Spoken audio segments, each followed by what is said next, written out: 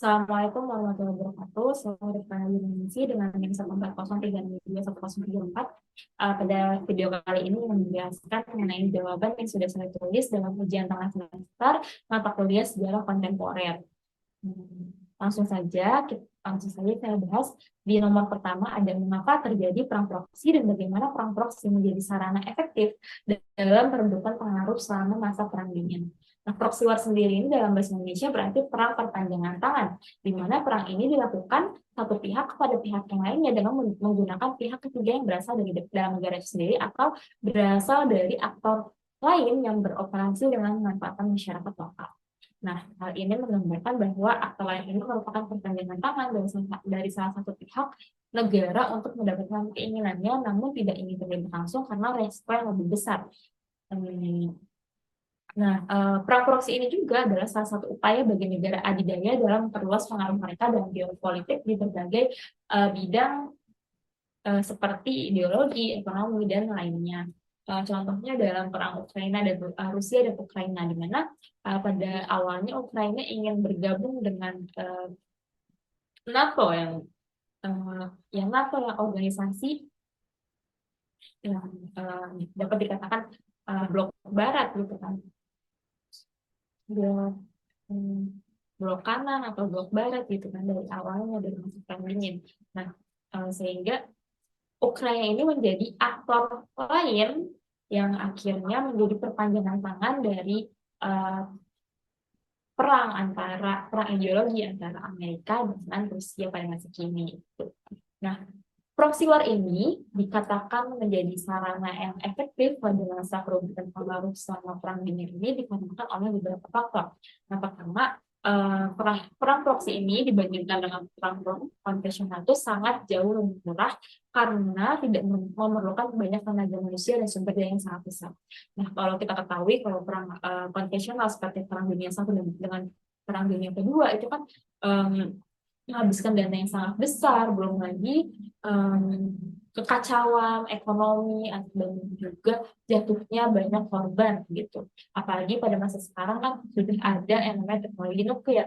Nah, sehingga ketika perang konvensional ini langsung uh, dititikkan lagi ada jadi lagi itu kan akan sangat berbahaya bagi bumi gitu, dari segala sisi.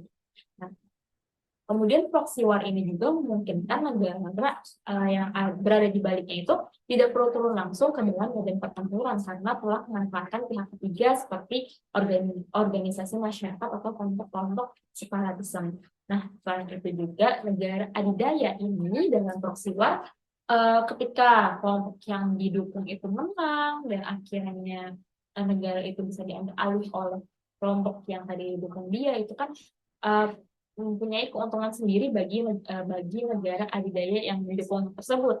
Karena mereka pasti sudah dapat memperluas pengaruh mereka di wilayah-wilayah strategis tanpa harus melakukan intervensi langsung kepada negara itu gitu. Jadi istilahnya tidak ada kolonialisme atau imperialisme secara jelas seperti pada zaman dulu, tapi ini secara halus mempengaruhi politik, situasi ekonomi, politik dan yang lainnya dari negara tersebut karena oknum-oknum ini atau negara-negara terjauh ini mengambil pengaruhnya itu dari pendukung kelompok tertentu di negara tersebut. Yang kedua, mengapa Vietnam dan Korea menjadi titik penting di Asia dalam perang dingin? Nah, Vietnam dan Korea sendiri itu kan sudah pernah terjadi perang Vietnam dan Korea. Nah, perang Vietnam dan Korea ini terdapat persamaan di latar belakang konfliknya, di mana latar belakang konfliknya itu adalah tentang perbedaan ideologi antara komunisme dengan kapitalisme yang akhirnya mempengaruhi perubahan dalam gerak politik dan budaya serta hubungan internasional di wilayah Asia. Perang Vietnam sendiri itu dimulai dari perlawanan terhadap Prancis dengan menggunakan Vietnam pada 1941 yang dipelopori oleh Ho Chi Minh. Nah, gerakan ini kan dipengaruhi oleh ideologi komunisme dari Tiongkok dan Soviet. pada selanjutnya di 1946 terjadi perang Indochina dan akhirnya membagi negara tersebut menjadi dua wilayah. Vietnam Utara berideologi komunisme dan Vietnam Selatan yang memproklamirkan sebagai Republik Vietnam pada 1955.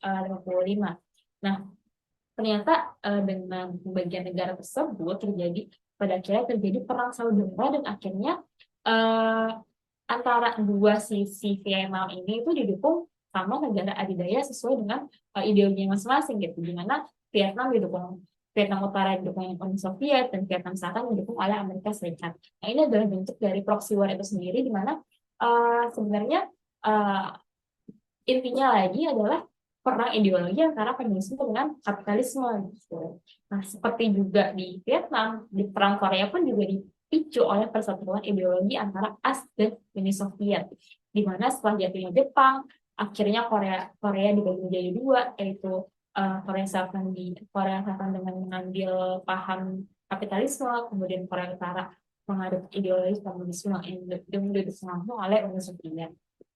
Nah, sampai sekarang pun Korea Utara dan Korea Selatan masih berada pada tahap itu kan, tidak akur. Kemudian ini juga adalah dampak dari perpanjangan perang dingin yang berlatar belakang dari perbedaan ideologi. Yang ketiga, bagaimana dampak perang dingin terhadap politik luar negeri Indonesia. Nah, perang dingin ini pasti berdampak politik ke berbagai negara. Tidak hanya Indonesia, tapi pasti di seluruh Asia, bahkan di Afrika, dan semacamnya. Dan yang lainnya juga. Nah, Indonesia ini menjadi salah satu medan pertarungan ideologi antara komunis dan non-komunis.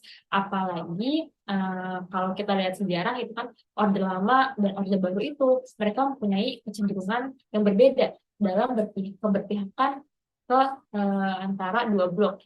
Walaupun Indonesia sendiri adalah negara yang non-blok, negara yang masuk ke dalam non-blok, tapi dalam realitanya keberpihakan itu pasti ada. Contohnya di Orde Lama, Soekarno itu cenderung berpihak kepada Uni Soviet. Nah, apalagi pada saat Orde Lama PKI ini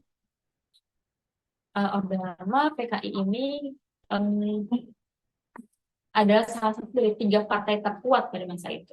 Nah, ini tentunya menimbulkan kekhawatiran di kalangan sekutu Barat, khususnya Amerika Serikat, dari Presiden Soekarno yang tidak memihak ke Amerika Serikat, terus habis itu partai komunis semakin besar dan semakin maju di Indonesia, hingga akhirnya banyak terjadi gerakan pemberontakan seperti PRRI, Permesta, atau gerakan 30 SPKI. Gerakan-gerakan ini disinyalir sebagai gerakan proksi yang dimainkan oleh Amerika Serikat. Terus kemudian dalam politik luar negeri Indonesia sendiri sebagai bangsa yang baru merdeka, tentu Indonesia apalagi Indonesia sebagai gerakan non-blok itu pasti antara AS dengan Uni Soviet pada saat itu tuh berlomba-lomba untuk menyalurkan bantuan kepada Indonesia, baik secara dana atau SDM dalam membangun banyak fasilitas Indonesia. Yang keempat adalah bagaimana negara-negara baru yang baru merdeka di Asia dan Afrika menunjukkan eksistensinya di dunia. Nah, negara-negara baru yang terlepas dari kolonialisme dan imperialisme dan akhirnya merdeka menjadi republik atau negara yang berdaulat itu mereka menunjukkan eksistensinya di dunia melalui berbagai cara. Salah satunya adalah membentuk jaringan serta konektivitas yang lebih erat antara negara-negara baru ini. Salah satu peristiwa dalam sejarah yang menjadi ajang menunjukkan eksistensi dari negara-negara ini adalah penyelenggaraan konferensi Asia Afrika di Bali Juni. Nah, ini adalah salah satu gerakan dalam menolak pengaruh kekuatan barat dan mencetuskan gerakan non-blok pada masa itu. Gerakan non-blok yang di masa itu merupakan waktu perang dingin.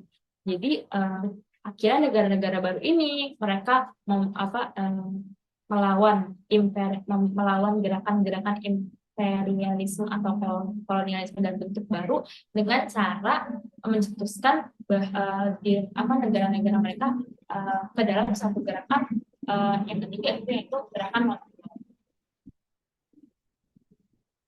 Nah, yang kelima adalah tujuan dari dibentuknya organisasi-organisasi regional di Asia dan Afrika serta perbedaannya dengan tujuan organisasi regional di Eropa. Nah, tujuan dari dibentuknya organisasi-organisasi regional di Asia dan Afrika ini adalah untuk menciptakan kerjasama di berbagai bidang seperti ekonomi, politik, dan keamanan. Ini dilakukan dalam meningkatkan kesejahteraan masyarakat di wilayah tersebut dan meningkatkan relasi antar negara. Nah, organisasi-organisasi seperti ASEAN dan ASEM yang ada di Asia dan di Afrika ini memiliki perbedaan tujuan dan program di mana organisasi regional di kawasan Asia Afrika ini terfokus pada meningkatkan kesejahteraan ekonomi, pertumbuhan ekonomi, peningkatan struktur kegiatan ekonomi dari suatu negara. Jadi lebih ke negaranya itu, lebih memungkinkan kebutuhan negara tersebut gitu. Nah, jelas berbeda dengan tujuan dari organisasi regional di Eropa seperti MEA yang memiliki tujuan menghilangkan pembatasan perdagangan antara negara Eropa dan meningkatkan produksi serta kemasan barang. Jadi dari secara corak pun berbeda karena Eropa sendiri itu kan kita ketahui bahwa mereka mempunyai satu konsep daratan Eropa yang disebut dengan Uni Eropa. Sehingga Uni Eropa ini adalah bentuk dari penghilangan pembatasan perdagangan antar negara-negara di Eropa. Sedangkan kalau misalnya di Asia dan Afrika, karena kita ada negara-negara yang baru dan masih menstabilkan dari pertumbuhan ekonomi dan kesejahteraan ekonomi, tentunya hubungan regional antar negara-negara di Asia dan Afrika ini terbatas pada memberi keuntungan satu sama lain untuk menumbuhkan ekonomi di negaranya masing-masing. Kurang lebihnya itu adalah penjelasan dari jawaban ujian tengah semester sejarah kontemporer saya. Kurang lebihnya saya mohon maaf. Assalamualaikum warahmatullahi wabarakatuh.